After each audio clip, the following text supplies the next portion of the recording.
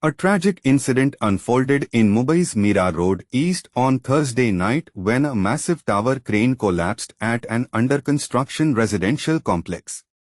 The terrifying accident, which occurred around 8 p.m. at the JP North complex, claimed the life of a 21-year-old man and left another seriously injured.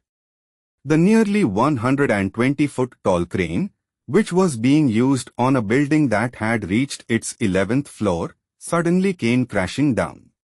The impact was devastating, not only within the construction site but also extending into the adjacent JK Irish Society.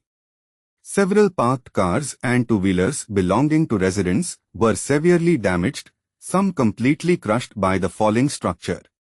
Panic immediately gripped workers and residents in the Godbundair area as the crane sections slammed into the parking area. Local residents were the first to respond, rushing to the scene to help rescue the injured before police, firefighters from the Mira Bhayandar Municipal Corporation, and other emergency services arrived. The injured individuals were swiftly transported to a nearby hospital. Tragically, Mohammad Mujjammil Khokar, aged 21, succumbed to his injuries during treatment. The other injured person is currently undergoing medical care.